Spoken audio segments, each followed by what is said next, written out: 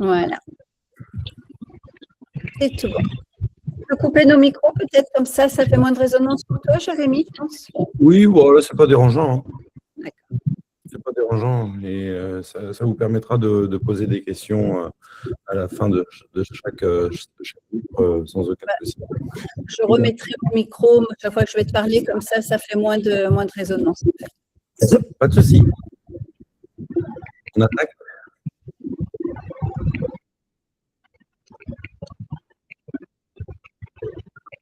On peut attaquer, Laurence? Pardon, oui, tu peux attaquer. Oui. Je vais couper ton micro, Aurélie, parce que ça fait du bruit avec la voiture. Une excuse, je préfère que tu fasses l'action, ouais. Merci. Tac. Est-ce que vous voyez mon écran? Oui, très bien. C'est super. Eh ben, bonjour à toutes. Enchanté de faire votre connaissance. Donc, je suis quelqu'un qui travaille avec Laurence et aussi un ami. Et donc, elle m'a proposé de faire une masterclass sur une petite partie de mon univers en relation avec le vôtre. Donc, j'espère que ça va vous intéresser. Dans tous les cas, si vous avez des questions, si c'est des questions en fonction des chapitres qu'on va voir, n'hésitez pas à prendre la parole, il n'y a aucun souci là-dessus. Et sinon, vous pouvez poser vos questions tout à la fin. Et à la fin, il y a une petite surprise où chacune des personnes pourra me poser une question pour que je règle une de ces thématiques dans tout ce que je vais vous montrer aujourd'hui. Est-ce que ça marche pour vous? Je prends pour un oui, je pense que vous avez tous coupé vos micros, je suis désolé. Donc, comprendre, structurer et automatiser le parcours lecteur. Donc, si vous êtes là, c'est que vous êtes tous en train d'écrire un livre accompagné par Laurence, et donc, elle m'a demandé de venir pour, on va dire, faire un petit peu un état des lieux digital de tout ce qui se passe autour de l'écriture, comment vendre, comment gérer sa data, comment automatiser certaines tâches pour gagner du temps et développer la vente de votre livre ou votre business. Des fois, les gens ont un business en plus du livre. Donc, c'est tout un écosystème qui peut, quand il est bien ficelé, peut amener des choses positives du livre vers le business ou du business vers le livre. D'accord? Donc, aujourd'hui, on va voir tout ce qui est la data. Donc, la data, c'est les données. Comment elles sont gérées, comment elles peuvent être bénéfiques pour vous, votre visibilité sur Google, un moteur de recherche, il y en a d'autres, mais quand même Google, c'est 95% du marché, donc comment être visible, comment vendre avec les pages de vente, comment offrir des portes de sortie pour capturer de la data quand les gens arrivent sur une page de vente mais n'achètent pas tout de suite et veulent s'en aller, où est stockée toute cette donnée. Donc, dans un CRM, c'est une grosse boîte, on va en parler, où dedans, vous avez plein d'informations qui vous sont utiles. Et comment automatiser certaines tâches pour que votre business tourne sans vous. D'accord? Et que vous vous concentrez que sur la valeur ajoutée que vous apportez et non pas des tâches comme des copier-coller ou répondre à un email sur une demande basique, on va dire. D'accord? Très rapidement, donc moi, je suis le fondateur d'AICO Digital.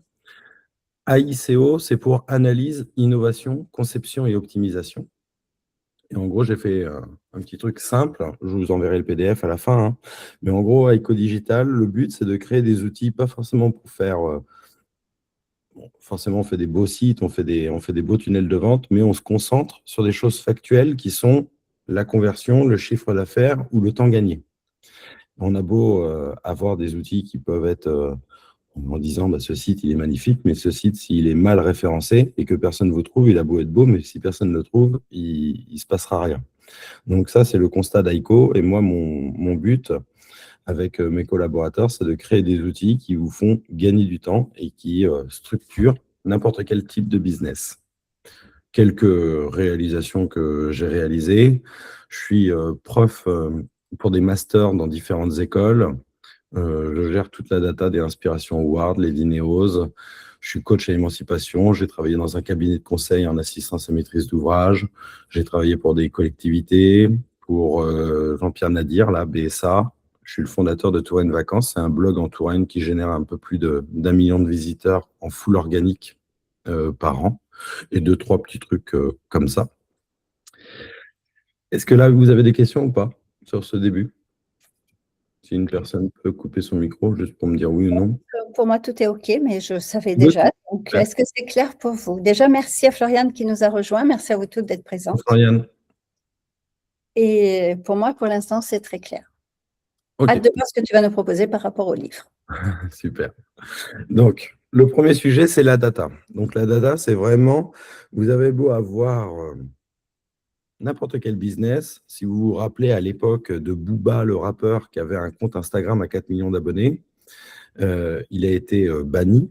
Je pense qu'il doit y avoir 2-3 personnes qui s'en rappellent. Du jour au lendemain, il n'avait plus de compte Instagram et comme il ne gérait pas sa data, il est reparti à zéro.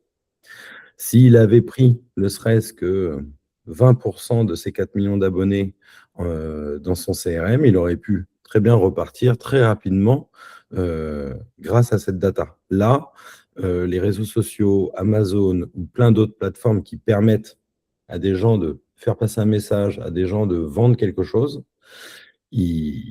comme Doctolib ou d'autres choses comme ça vous permet d'avoir accès à quelque chose, mais en l'échange de quelque chose. Et là, pour data, dans le but de vendre un livre sur Amazon, c'est que n'importe qui peut arriver sur Amazon et acheter votre livre.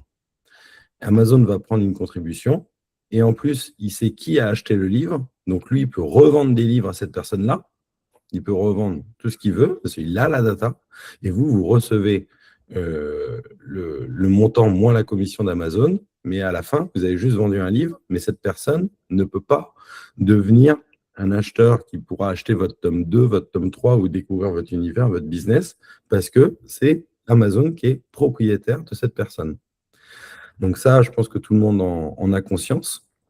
Et la grosse différence, c'est qu'à partir du moment où vous utilisez Amazon, vous utilisez tout ce que vous voulez comme plateforme pour aller vendre un livre, mais qu'en amont d'arriver sur cette plateforme, vous avez capturé cette personne dans votre logiciel et cette personne-là, vous pouvez légalement aussi la contacter, et ben c'est là que ça change tout. Parce que sur certains livres, soit on va aller chercher directement sur Amazon parce qu'on connaît le nom, de part de la communication que vous avez fait sur votre site, sur vos réseaux sociaux, mais on peut aussi rechercher un livre dans une thématique sur Google et tomber sur votre livre. Donc, dans Amazon, il y a du référencement pour monter un peu plus haut dans les résultats. Si je tape, je ne sais pas moi, confiance en soi, livre sur Amazon, et forcément, il va y avoir plein de résultats. Qui va être premier, qui va être dernier, ça, c'est un sujet, d'accord? Mais la différence, c'est que si dans votre communication, vous arrivez à récupérer de la data avant, et ben cette personne-là, vous allez pouvoir l'envoyer peut-être sur une avant-première ou lui faire acheter le livre quand il sera sorti, mais vous gardez contact avec cette personne, et donc c'est beaucoup plus facile pour avoir des avis, c'est beaucoup plus facile pour communiquer avec cette personne. Donc, le vrai sujet dans n'importe quel business, c'est la data. Est-ce que là-dessus, vous avez des questions? Non, c'est logique. Après, c'est le comment, tu vois, qui va être intéressant. Ok, good. Donc, en premier comment, j'ai fait ce deuxième slide qui s'appelle « Être trouvé sur ton sujet, pas seulement sur ton nom ». Là, on parle de référencement naturel, de SEO. Le SEO, c'est quoi? C'est le fait que si quelqu'un va sur un moteur de recherche et tape quelque chose, il va tomber sur des résultats. Et est-ce qu'il va tomber sur vous? Le seul truc, là, c'est trop court, 1 heure pour faire un cours sur le SEO, vous imaginez bien, mais il faut retenir quelque chose, et c'est la chose la plus importante dans le SEO. Les gens, en fait, quand ils vont taper quelque chose dans un moteur de recherche, ils ont une intention de recherche qui peut être de 3 types: informationnel, transactionnel et navigationnel. Si je tape adresse Walt Disney, je n'ai pas envie de savoir l'histoire de Walt Disney, je veux juste l'adresse de Walt Disney. Donc, on est sur une recherche dans un moteur de recherche qui est d'une attention navigationnelle. Si je tape basket, Nike, modèle Intel, taille 45, je suis sur du transactionnel. J'ai pour objectif d'aller acheter ce prix ou du moins d'aller le comparer très rapidement. Et informationnel, c'est 85% de tous les résultats sur Google. C'est je veux avoir une réponse à ma question. Comment, pourquoi, je veux avoir une réponse à ma question. Donc, en fonction de votre livre et en fonction de ce qu'il traite, eh ben, vous avez une porte qui peut vous permettre de générer du trafic et de générer des leads, c'est d'avoir un site qui répond à ces intentions de recherche. On imagine, là je vais changer d'écran, je vais vous faire un petit partage de mon écran, vous allez mieux comprendre l'intention de recherche. Est-ce que vous connaissez le site Answer du public? Oui. Ça vous Moi, parle? Moi, je connais pas. Answer the Public, c'est un site qui a été développé par une personne qui est dans le SEO, d'accord? Ce site-là vous permet de dire, dans cette thématique-là, voici ce que l'ensemble des gens recherchent. Donc, on imagine que je clique sur « Rechercher des mots-clés ». Pour information, c'est payant, mais quand vous faites 3 recherches par jour, c'est gratuit. Donc, si je tape, par exemple, vous voulez me donner un exemple général d'un de vos livres? Il y aurait quoi? La boulimie. La boulimie. Et si je suis une personne et que je serais susceptible d'acheter ton livre et qu'avant, je cherche sur Internet des solutions pour m'en sortir de cette boulimie, qu'est-ce que je taperais sur Internet? Comment se sortir de la boulimie?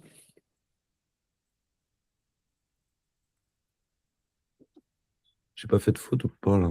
Non, c'est bien. C'est bon ça? Ouais. Hop, je fais rechercher. Attendez, il faut que je me connecte.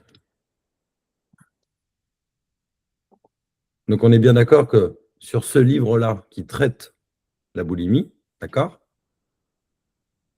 Bon, attendez, il faut que je rentre tout là, je suis désolé.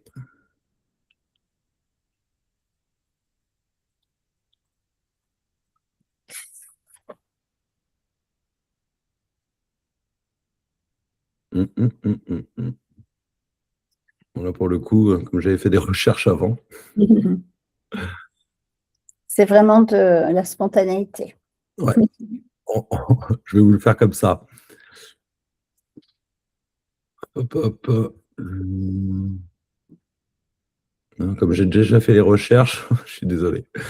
On va faire ça comme ça. Bon. Non, comment vaincre? Non, c'est comment? Ouais, comment se sortir de la boulimie? Voilà. Comment se sortir de la boulimie, d'accord? Vous imaginez qu'ici, là, vous arrivez sur des résultats de recherche. D'accord? On imagine que je suis une personne, je suis boulimique, et je dis, mais comment se sortir de la boulimie? J'attends, en intention de recherche, j'attends à avoir des solutions. D'accord? Et donc là, j'arrive sur une page. Pour information, cette page-là, on l'appelle la SERP. D'accord? Et quand on arrive sur cette page-là, on peut avoir ici, entre les deux, là, des résultats payants, d'accord? Des gens qui veulent vraiment être en première position. Après, ici, quand il n'y a pas marqué ads, c'est que lui, là, il est vraiment premier, lui deuxième, troisième, ainsi de suite. D'accord? Et ici, là, vous avez tous déjà vu ce truc autre question, et là, on voit d'autres questions comme ça. Tout le monde a déjà vu ce autre question-là, quand vous faites une recherche. Ça n'arrive pas là par hasard. En fait, dans l'intention de recherche, le moteur de Google, il se dit, sur X milliers de personnes qui ont tapé « Comment se sortir de la boulimie », la majorité des personnes ont été tapées après « Pourquoi devient-on » ? Est-ce que, comment, quelle est l'évolution possible ? Pourquoi a-t-on plusieurs… Voilà. OK ? Donc, ils ont forcément tapé ça. Et donc, il faut partir du principe que quand vous répondez à une intention de recherche, parce que le résultat à la fin, c'est de dire « Ok, tu cherches comment sortir de la boulimie, ça tombe bien, j'ai écrit un livre pour t'aider là-dessus. » Mais pour remonter dans les moteurs de recherche sur cette requête-là là, en question, il va falloir répondre à ce que les gens vont chercher en majorité sur Internet. Et quand on voit le premier sujet, la première réponse, c'est comment sortir de la boulimie, on imagine bien qu'on ne peut pas répondre comme ça en un texte de 240 caractères, ce n'est pas possible. Donc après, les gens se posent, mais pourquoi je suis devenu boulimique? Est-ce que la boulimie est une maladie mentale? Est-ce que les boulimiques sont gros? Et ainsi de suite. Et donc, quand vous écrivez pour traiter un sujet, il faut forcément, le sujet principal dans cet exemple, c'est comment se sortir de la boulimie. Il faut très rapidement l'expliquer en début d'article, d'accord? Parce que partez toujours du principe que quand vous êtes sur le web, et que n'importe quel business, hein, et que vous faites n'importe quelle page, dites-vous, faut pas montrer votre site à votre mère, parce que votre mère, elle va toujours dire, ah, il est magnifique, ma fille, ton site et tout. Non, elle vous ment. Pas toutes les mamans, mais Pas bon. tous les moments. Tellement, Mais en majorité, on est quand même dedans. Il faut toujours penser, je fais un truc, je le mets sur le web, et c'est une personne qui est à la fois con, feignant et pressé, et qui a envie d'avoir la réponse à la question, qui arrive sur ma page. Et s'il arrive sur ma page et qu'il doit, c'est pas logique d'avoir directement la réponse et de se dire, ah, ça vaut le coup d'aller un peu plus loin, c'est que votre page elle est mal faite et que c'est mal écrit. Prenez en compte ça, c'est hyper important. Et donc, pour remonter dans les moteurs de recherche, certes, il faut répondre à la question à quelqu'un qui est con, feignant et pressé, en première partie de page. Hein, parce qu'après, il faut rentrer dans la précision. Mais dans la première partie de page, il faut dire, ici, tu auras vraiment la réponse à ta question. Ça, c'est clair. Ah oui, je le vois. Sans avoir besoin de scroller. Et après, quand je rentre dans cette page, dans cet article de blog ou dans cette page, je vais rentrer dans vraiment les questions que je me pose à cette question. Et vu que les moteurs sont bien faits et qu'on voit qu'on a d'autres questions, c'est que la majorité des gens qui cherchent comment se sortir de la boulimie vont chercher ces questions-là. Donc, si dans l'article, je réponds à comment se sortir de la boulimie et que je réponds aussi en sous-question à boulimie, est-ce que c'est une cause émotionnelle? Quels sont les 3 troubles alimentaires? Si et ça, ça veut dire que je réponds à un article, je réponds à la question très rapidement et en précision, et que je réponds à d'autres questions qui ne se sont pas encore posées, mais qui vont se poser. Et donc, mon article est hyper complet. Donc, les gens, on répond vraiment à leur intention de recherche, à ce qu'ils étaient venus chercher. Donc, ils vont rester sur la page.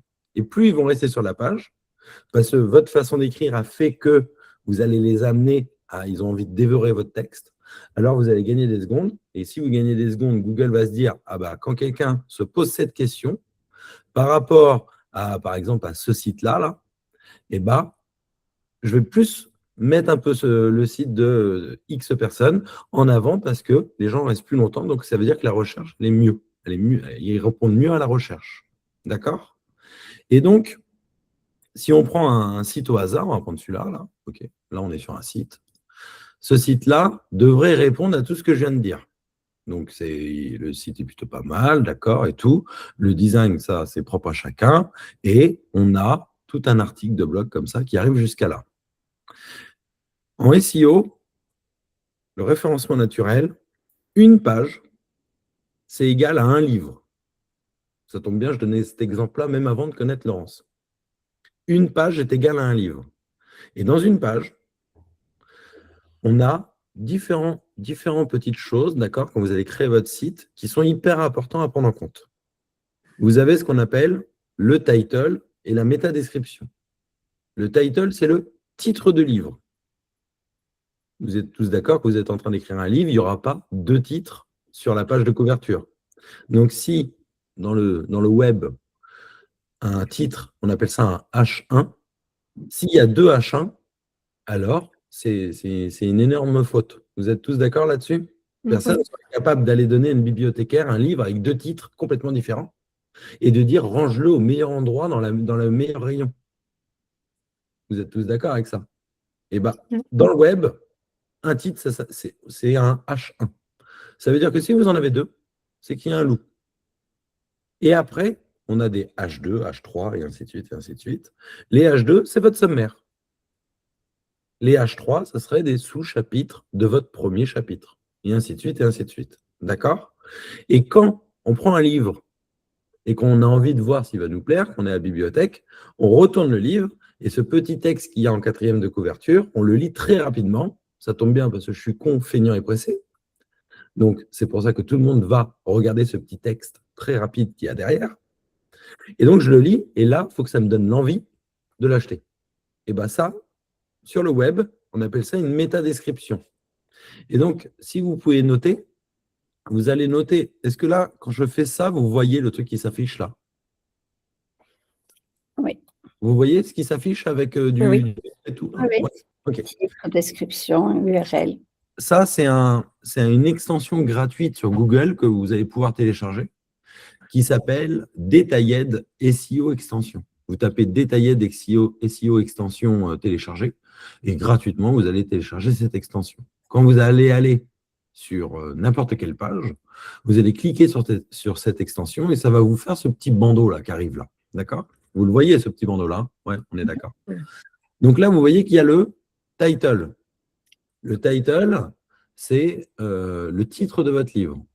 Boulimie, comment s'en sortir? Bon, on répond bien à l'intention de recherche qui est comment s'en sortir de la boulimie. On est bon là-dessus. La description, elle est vide.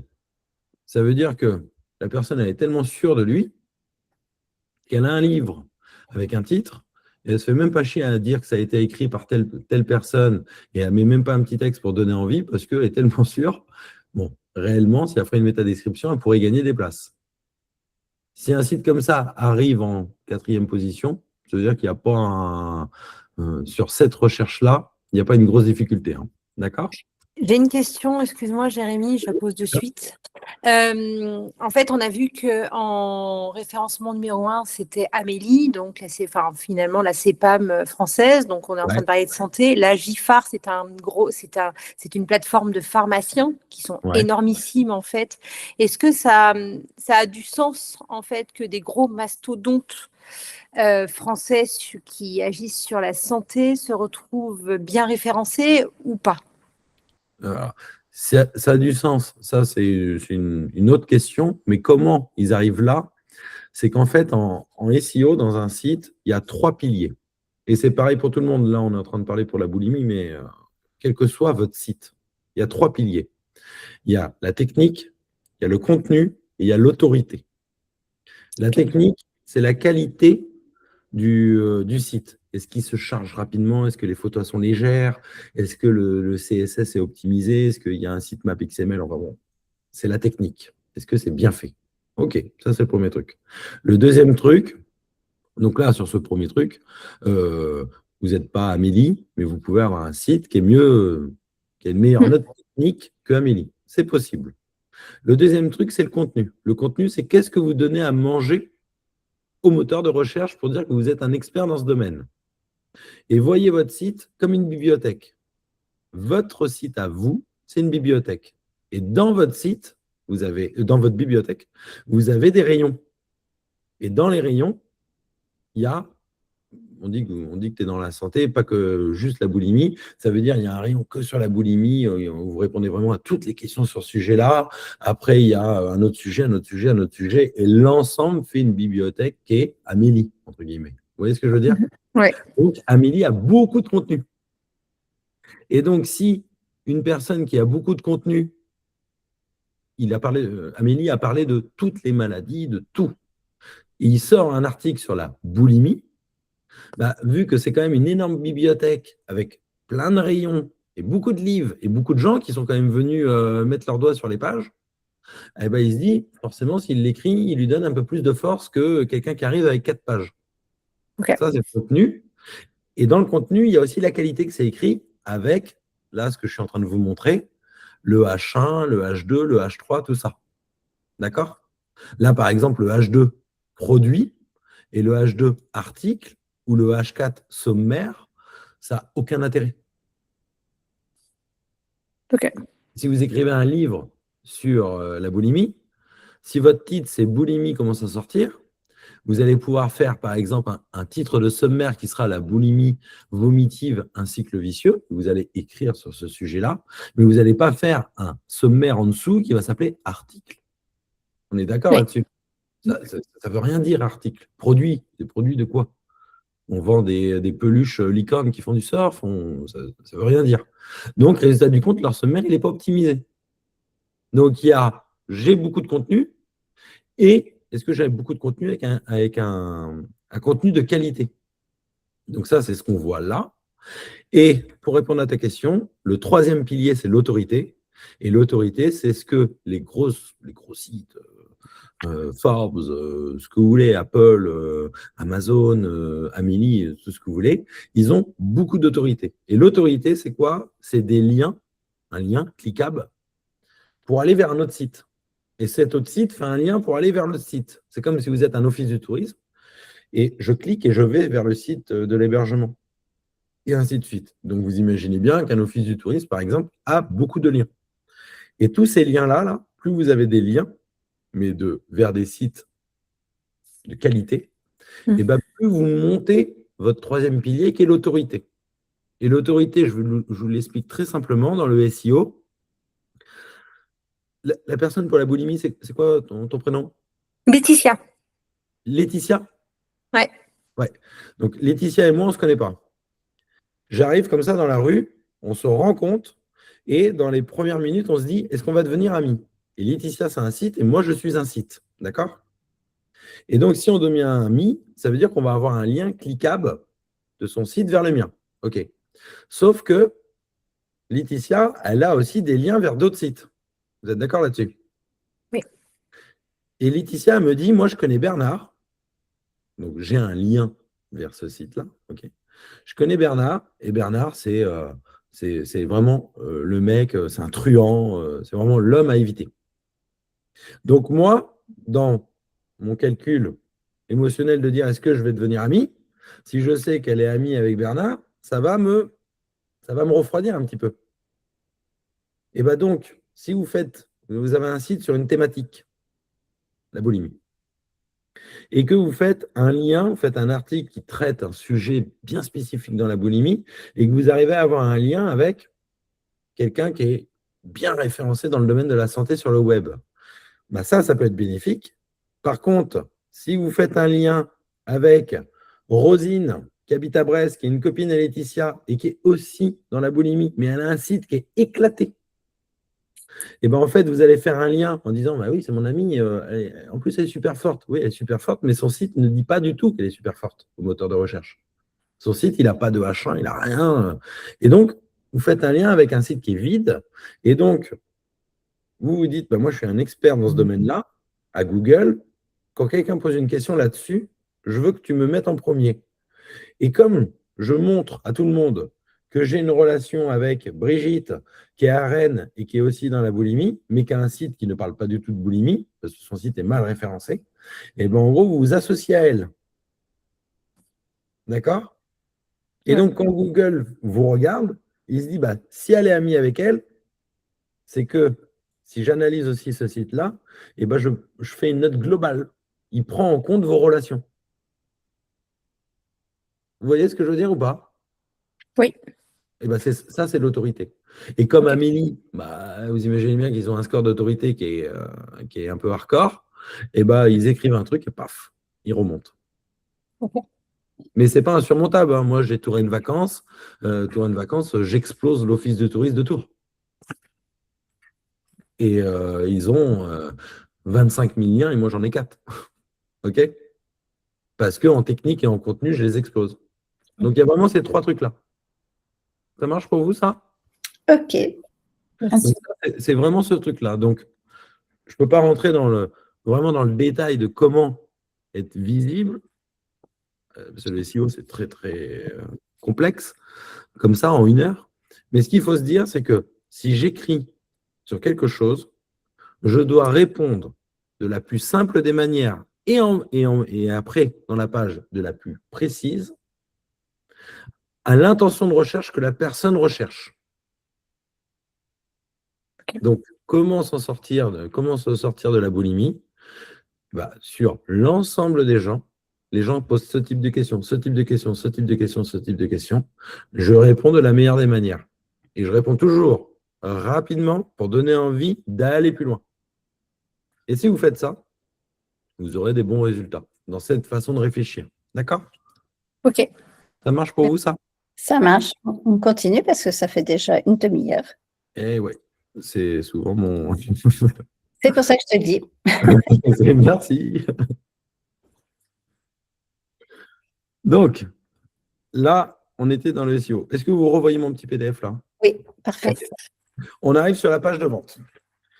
On imagine que on a un article de blog qui traite bien tel sujet et que dans cet article de blog, on dit, vous êtes intéressé par ce sujet, mais moi, j'ai écrit un livre et en le lisant, vous allez avoir tel bénéfice, vous allez découvrir tel truc, vous allez vivre telle chose. Ah, ça me donne envie.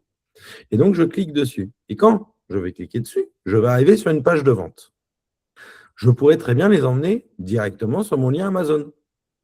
On est tous d'accord là-dessus. Mais si on arrive sur le lien Amazon, je ne vais pas répéter ce que j'ai dit en premier slide, mais OK, on a une vente, mais on n'aura pas une deuxième vente, on n'aura pas ci, on n'aura pas ça. Ce qui est important dans le business, c'est que quand vous vendez quelque chose, un peu plus dans les livres et même dans d'autres thématiques, c'est qu'au début, la personne est un prospect, il ne vous connaît pas, d'accord? Il devient client, et dans la meilleure des solutions, c'est qu'il devienne sponsor. Et pour devenir sponsor, il faut suivre la personne après la vente et lui donner envie d'en parler autour de vous. Et à partir du moment où quelqu'un en parle autour de vous, ça veut dire que la prestation, le livre, ou ce que vous voulez, est de qualité. La personne, elle a un bénéfice qui est visible et elle en parle. Et si elle en parle à quelqu'un et ce quelqu'un achète votre livre, alors le temps et l'argent que vous avez mis pour avoir cette première personne, vous ne l'avez pas sur la deuxième. Et donc, vous gagnez en rentabilité. Par exemple, on prend un exemple très très simple que vous allez tout de suite capter, Red Bull. Red Bull, vous imaginez bien que s'il passe à la télé avec le petit bonhomme qui pisse sur un poney, là, c'est payant. Donc, ils ont payé 1 million d'euros, ils ont fait une pub. Et quand ils ont fait la pub, il y a des gens qui ont été à Intermarché qui ont acheté du Red Bull. Est-ce que la rentabilité, elle est folle? Why not? Je ne sais pas. Par contre, vous prenez une petite ribambelle de jeunes qui ont envie de se mettre minables avec de la vodka et du Red Bull pas cher. Et ça a été un mouvement qui a été fait partout dans le monde, vodka Red Bull, par des petits jeunes. Et tout le monde a dit, mais c'est trop cool de boire de la vodka Red Bull, Red Bull, Red Bull, Red Bull. C'était beaucoup plus performant qu'une pub. Et donc, tous les jeunes qui ont acheté parce qu'il y en a un qui a bu de la vodka Red Bull, ils n'ont pas repayé, ils n'ont pas perdu de temps, ils n'ont pas repayé d'argent, ils ont refait des ventes. Et donc, la première personne qui a inventé le vodka Red Bull est devenue, après être client, est devenu le sponsor de Red Bull. Vous voyez ce que je veux dire? Oui. Et donc, si le but, c'est que quelqu'un lise votre livre et dit à une amie, « j'ai lu ce livre, il m'a bouleversé », si cette personne l'a acheté sur Amazon, elle pourra le dire, oui et non. Mais si vous avez cette personne avant, de par une petite promesse en disant, tu vois, tu pourras avoir, en mettant ton email, un email tous les 2 mois qui t'explique mon univers, tu pourrais avoir les coulisses de l'écriture de mon livre pour un peu chauffer l'ambiance, tout ça et tout. Et là, vous allez pouvoir après, ce qu'on appelle retargeter, ça veut dire relancer ces gens, créer de la confiance pour mieux vendre. Vous voyez ce que je veux dire?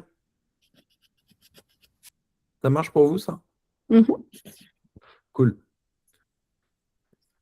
Pourquoi je vous parle de la porte de sortie? Dans un tunnel de vente, le but, là, dans votre thématique, qui est en tant qu'autrice, c'est de récupérer un prénom et un email, parce que votre livre, par exemple, n'est pas sorti, et vous allez dire, en termes de promesse, donne-moi ton email, et en échange, tu pourras, par exemple, tous les mois, avoir un petit coulisse du livre et tout, pour vraiment que la personne, comme si elle était en train d'écrire avec vous. C'est une idée, marketing, ça ne veut pas dire qu'elle est bonne. C'est une idée. Et donc, la personne se dit… Si je peux me permettre, il y a d'autres choses qui sont dans ce sens-là. J'ai plusieurs copines autrices qui font ça quand elles créent leur communauté.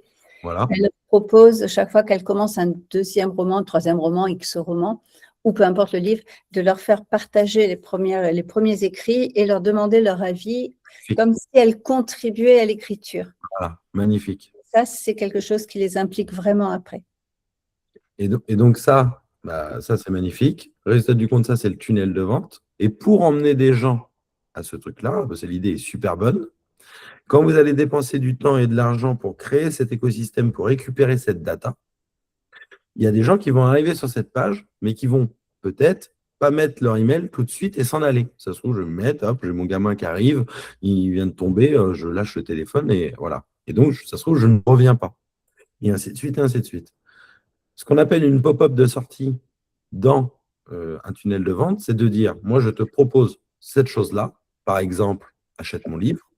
Parce que là, le livre, si vous en avez chez vous, vous n'êtes pas obligé de le vendre sur Amazon. Sur System.io, vous créez une page de vente toute simple avec adresse de livraison. Boum, vous automatisez un petit email en mettant merci d'avoir acheté mon livre. Tu peux nous rejoindre sur un petit groupe WhatsApp des lecteurs VIP.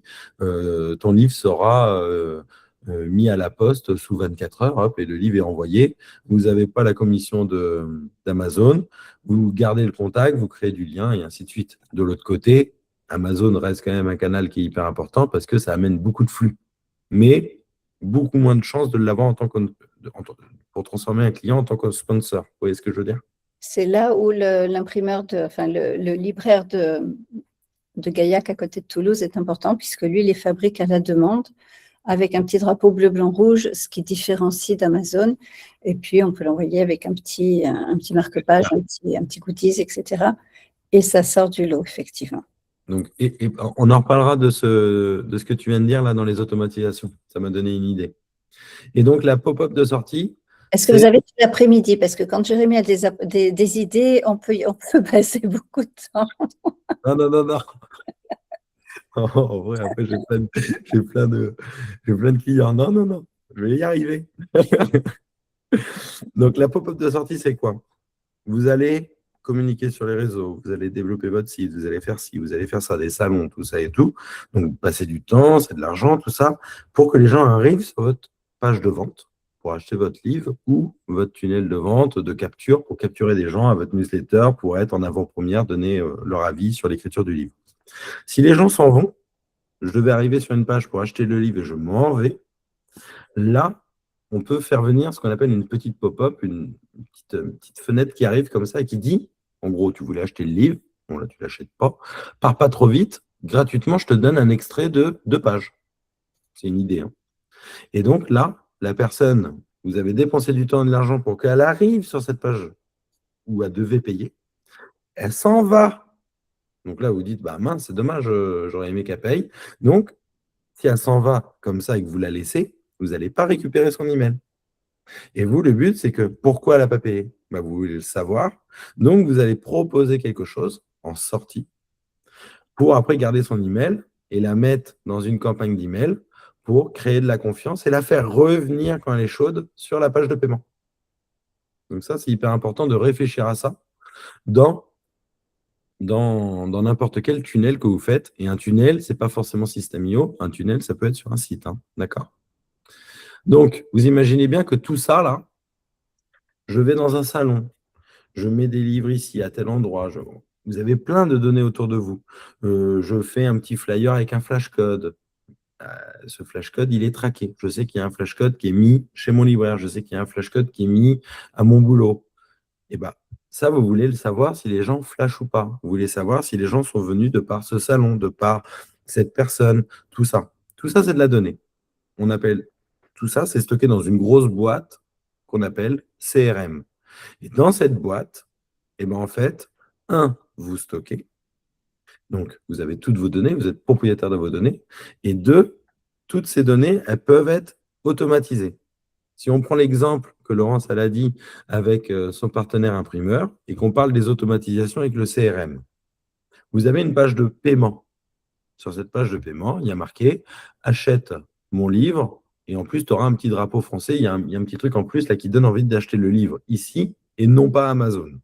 C'est le même prix. La différence, c'est qu'Amazon ne touche pas d'argent et ne récupère pas la data. OK. La personne achète. À partir du moment que la personne achète, ça va faire une transaction dans votre banque de votre business, d'accord? Et la première automatisation qui va être faite, c'est dans la page de paiement. Le déclencheur, c'est quand quelqu'un fait un paiement, alors l'action, c'est envoie-lui un mail pour le remercier. À partir du moment où vous avez fait ce mail-là, eh ben, à chaque paiement, le mail va s'envoyer automatiquement. Ça, c'est la première automatisation. Vous êtes d'accord là-dessus? La deuxième automatisation, c'est que l'imprimeur imprime à la demande. Et dans votre page de paiement, il y avait marqué, à partir du moment où vous payez, je contacte mon imprimeur qui va l'imprimer en 48 heures hein, et vous l'envoyez. Non, enfin, pas avec lui. Un exemple. Hein. Ouais. C'est un exemple.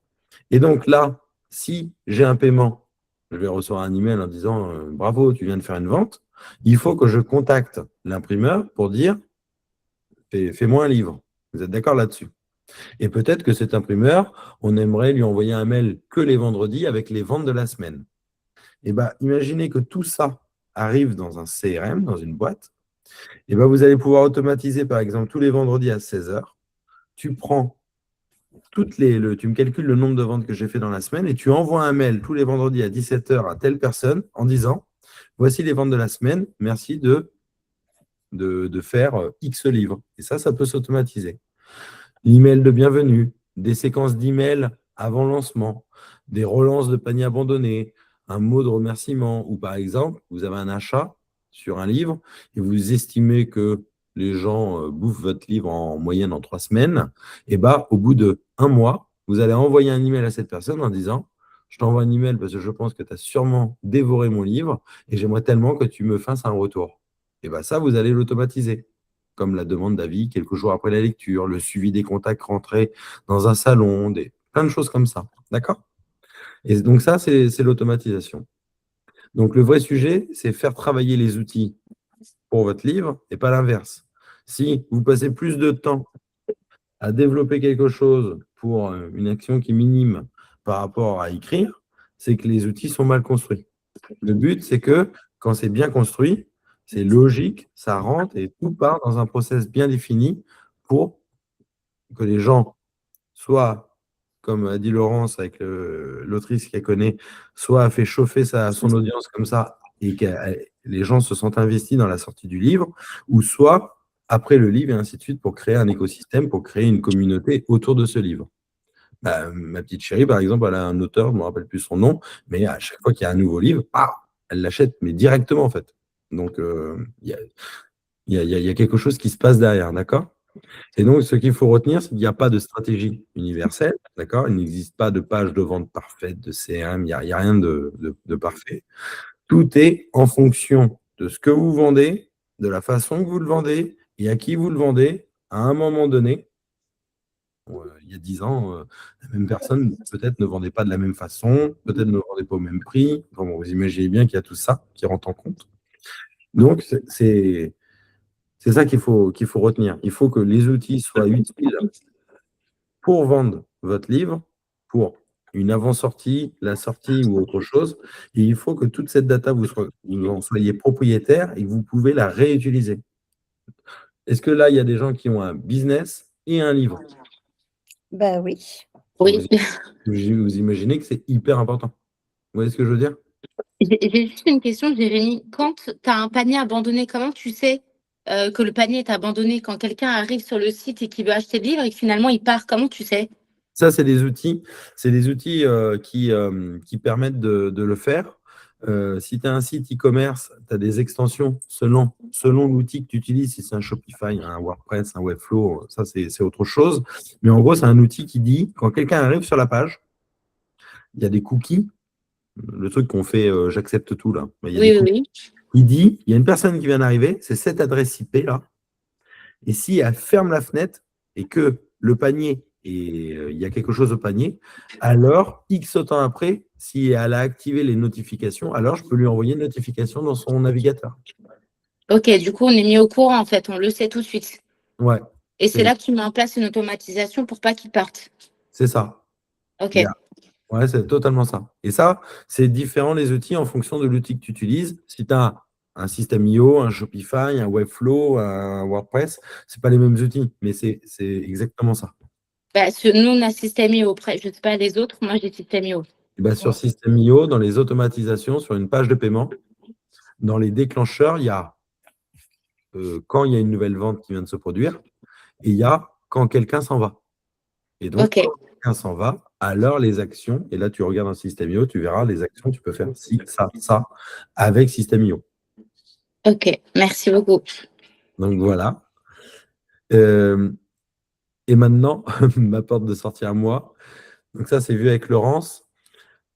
et pour celles qui le souhaitent, hein, forcément, si vous avez une question sur une thématique que moi je peux régler, donc les sites, les tunnels, les e-commerce, le SEO, les fiches Google Business, les CRM, les automatisations en rapide, et ben, vous pouvez flasher ce petit flashcode et me poser votre question et je prendrai 15 minutes pour vous trouver une solution.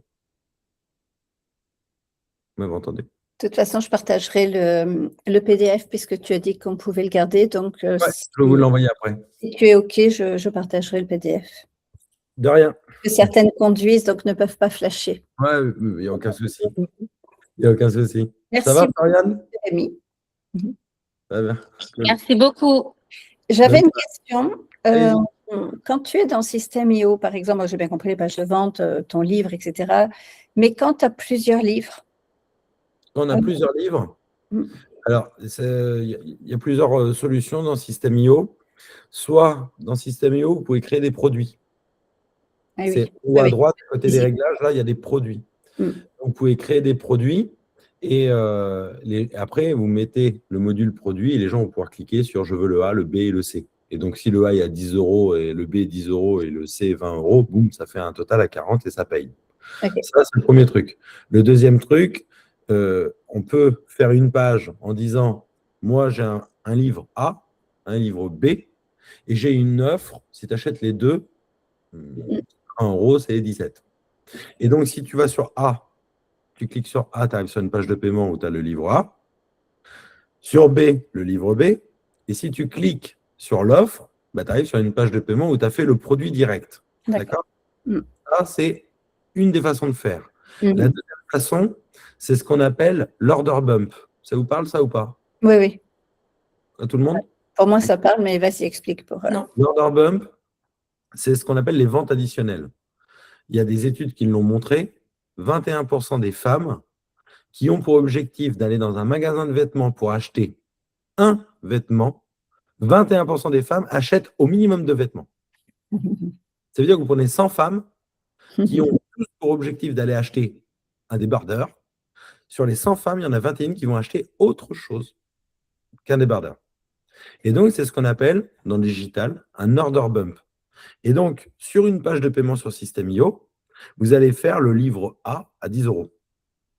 Et le but, c'était qu'elle achète les 2 livres pour vous, et avec la réduction à 17 €. Je dis une bêtise. Mhm. Et si elle ne décide pas de cliquer sur l'offre et qu'elle clique sur le bouton pour acheter le livre A, et ben en fait, vous avez la page de paiement avec marqué achète-le à 10 €, d'accord? Et sur le côté, vous pouvez faire un order bump, c'est juste un petit clic qui dit cette offre est accessible que sur cette page. Et si vous cliquez, alors vous aurez le livre B, par exemple, à 50%. Et vous passez de 17 à 15, donc elle a l'impression d'être gagnante. Et vous êtes gagnante parce qu'à la base, vous avez vendu les deux. Ouais. Et donc, c'est ce qu'on appelle un order bump. Sur Système.io, c'est assez facile à mettre en place. Hein. Il y a le module qui est tout de suite prêt, il n'y a qu'à le glisser, c'est assez simple. Totalement. Et petite astuce, si vous développez des modules de code avec Claude, d'accord, sur Système.io, je vais vous montrer une petite page que j'ai fait il n'y a pas longtemps pour Buffett, si vous la connaissez. Vous voyez mon écran ou pas? Oui. Oui. Ouais, ça, c'est une page, d'accord, sur Système.io. D'accord. Bon, vous imaginez bien que ce n'est pas le même design. Hein. Ça, ce n'est pas du design Système.io. D'accord. Ouais. OK. Et bien ça, Tiens. là, c'est des petits morceaux de code HTML. En gros, c'est ça. D'accord. Donc ça, vous pouvez très bien le développer avec l'IA. OK. Et là, si par exemple, ici, il a marqué 8 leviers, nanana, si j'écris là 9, ça va se modifier. Hein. D'accord. Et ça vous permet de faire des belles petites pages. Par contre, le truc qui est un peu technique, c'est que nous, on aimerait que ça ouvre cette pop-up là. D'accord. Et quand vous faites du code pour développer quelque chose comme ça, eh ben, ça ne va jamais pouvoir ouvrir cette pop-up parce que cette pop-up, elle fait partie de Système.io. Ce n'est pas un bout de code. Et quand vous rentrez dans cette pop-up là, OK, et que je clique ici, hop, désolé, hop. En bas là, vous voyez, il est marqué avancer attribut HTML, là, et vous avez un truc là, pop-up 903, nanana, nanana. Ça, c'est l'identifiant de cette pop-up. Et cette pop-up, sur System.io, on peut la faire afficher que s'il y a un bouton qui clique dessus. Et le bouton, vous voyez, il y a une petite barre là. Et là, vous voyez, j'ai mis un bouton qui fait la même couleur, donc on ne le voit pas. Et ce bouton, il ouvre la pop-up. D'accord? Vous êtes d'accord? Le bouton, je l'ai mis la même couleur. On ne voit pas que c'est un bouton. Il ouvre la pop-up et ce bouton, il a un ID là. Et c'est dans mon code, d'accord? Dans ce code-là, là, parce que là, il y avait un bouton. Si je fais un CTRL F et que je mets l'ID là, et ben, je vais bien trouver l'ID qui va aller chercher le bouton. Vous voyez ce que je veux dire? Mhm. Et Mais donc, là, je pense qu'il va falloir une masterclass exprès. et donc là, si je clique là, ça m'ouvre bien la pop-up. Mais ça, c'est du code, ça. Mais quand je clique là, il me dit d'aller cliquer sur le bouton qui est là, là. Vous voyez ma souris qui est en bas là?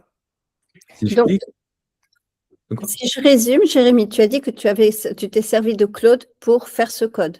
Donc, tu as non, expliqué. moi j'écris ça, moi. Toi, tu Mais- as créé ça. Mais tu peux demander à Claude ce que tu veux concrètement et lui te fait le code que tu donnes après à System.io. Ouais, si vous savez bien le guider, il arrivera à vous sortir un truc comme ça. D'accord. Mais sinon, on peut aussi faire une autre masterclass. C'est ça. Donc voilà. Là, par exemple, là, vous voyez ce petit bouton là qui est toujours en bas à droite là? Ouais. Ça, c'est un truc qui est toujours là. Donc si vous êtes en mobile, bah, vous l'avez toujours devant vous. Cliquez, boum, ça vous ouvre directement le truc. OK. Bon. Parce que si vous ne mettez pas ce bouton-là et que vous ne mettez pas des call to action à des endroits bien précis, eh ben, si la personne, vu qu'elle est un peu feignante, elle ne va pas aller chercher le prochain bouton, alors elle s'en va. Vu que le bouton est toujours là, alors elle a toujours moyen d'aller à l'endroit que vous voulez. OK. Vous voyez ce que je veux dire? C'est comme là, ici, là, je clique, boum, je réserve le truc. Si je suis ici, je peux cliquer là, hop, et ça me ramène automatiquement au bon endroit. C'est ce qu'on appelle une encre. Ça. OK. Bon. Voilà pour cette petite masterclass. J'espère que vous avez appris 2-3 petits trucs. Oui, plus que 2-3 petits trucs. Merci beaucoup. Mais oui, il va falloir une autre masterclass là. Ouais.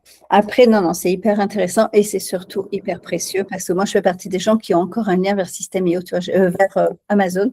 Je n'ai pas pris le temps depuis que j'ai écrit à créer tous ces CRM. Déjà, je ne savais même pas que ça existait il y a très peu de temps en arrière. Donc, c'est pour ça que je tenais à faire cette masterclass très vite pour que vous ne fassiez pas les mêmes erreurs que ce que j'avais pu faire. Parce que plus tôt on le fait, plus vite on peut optimiser et récupérer nos lecteurs. Bon, moi, ça va, j'ai échangé avec eux après en privé, j'en ai. Mais il y en a plein qui ont acheté sur Amazon que je ne connais pas. Oui. Mais il y en aura toujours qui passeront directement sur Amazon, et tant mieux d'ailleurs, parce que c'est fait pour ça aussi. Et sur Amazon, vous pouvez faire une automatisation qui fait une notif sur la page en disant merci d'avoir acheté le livre, si tu veux, clique ici pour aller à tel endroit. C'est possible. Ça. Sur Amazon, ouais. Sur la page de auteur. J'ai une amie à moi qui s'appelle Dora Blasberg, qui est coach et qui vient de sortir un livre qu'elle a écrit qui s'appelle Sourire cabossé. Et quand tu achètes, tu as une notif qui te dit vu que tu as acheté le livre, et ben, je t'offre un coaching de 30 minutes. Oui, ça par contre, beaucoup le font. Et c'est une façon détournée de récupérer la data d'Amazon. Oui, c'est ça. Ça, c'est dans les livres aussi, mettre ses coordonnées, etc. Mais il n'y a pas très longtemps, c'était la guerre à tout ça. Ça a été vraiment la chasse aux sorcières. Là, il y a un an ou deux en arrière, c'était limite si tu n'excluais pas d'Amazon parce que tu avais mis ce genre de choses. Donc, il faut rester quand même très prudent. Ouais. Laetitia, tu avais une question? Oui, moi, je n'ai pas System.io, mais j'ai PrestaShop. Est-ce que sur PrestaShop, tout ce que tu viens de nommer peut se faire? Là, je suis dans l'écriture du livre. J'ai 2 sites PrestaShop, mais… En gros, oui, mais PrestaShop coûte beaucoup plus cher et tu mettras beaucoup plus de temps à faire tout ce que tu pourrais faire sur System.io. Oui, sauf que j'ai déjà PrestaShop. Ah, voilà. Donc, comment enfin, voilà, en fait, la question est de savoir, alors, peut-être qu'il vaut mieux que je scanne le QR code et que j'essaie d'interagir avec toi Ouais, en off. pose-moi la question, tu me diras, Ouais. si tu me poses la question, n'hésitez pas dans les questions que vous me posez à être le plus précis possible en disant voici les 2 liens de mes sites qui sont sur PrestaShop. Suite à la masterclass, comment faire ça? Comme ça, moi, je vous réponds direct la bonne réponse. Ouais, ça marche. Ok. Ok, merci. Ça marche? Ça marche. Laurence a le PDF, elle pourra vous l'envoyer et vous me posez la question, je vous répondrai avec grand plaisir. Oui, je mettrai le replay de toute façon dans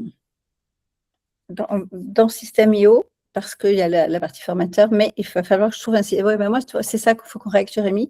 C'est que du coup, celles qui étaient déjà là n'ont pas accès à l'espace formation. Il n'y a que les nouvelles qui l'ont en direct. Je n'arrive pas, moi, à les mettre d'office. Donc, c'est à vous, je crois, d'aller cliquer sur le lien que je vous avais envoyé, mais je vous le renverrai. Tu mets un tag et tu mets un tag à toutes les anciennes et tu fais un workflow en disant quand elles ont le tag, boum, ça envoie l'accès. Je les ai détagués et retagués, ça n'avait pas marché. Et la formation, elle est en accès total ou accès distillé? Non, accès total. On regardera. Bon. Enfin, mais sinon, voilà, vous irez le chercher. Je le mettrai aussi dans le groupe. En tout cas, merci. Merci beaucoup à toutes pour vous être libérées parce que je sais que c'était chargé pour tout le monde. Et merci à toi, Jérémy. Mais après, c'est tellement compliqué d'harmoniser les dates. Ah oui. Est-ce que je peux vous demander 1 ou 2 personnes un petit retour sur la masterclass en mode rapide, 10 secondes? Ça ne vous dérange pas? Ouvrez vos micros. Super intéressant. Merci beaucoup à tous les deux. Merci. Il y a 2 qui ont parlé en même temps, donc moi je... Merci à vous deux. Promis, on le fait. Merci, Florian. C'était riche pour vous? Ça vous a apporté des choses? Oui, maintenant, il faut finir le livre et pouvoir mettre ça en place. Ouais. Il y a plein de choses après qui seront aussi par rapport à Amazon même, les mots-clés Amazon, c'est un petit peu le SEO d'Amazon qu'on abordera. Ça, par contre, je vous le ferai moi dans la formation, dans l'accompagnement.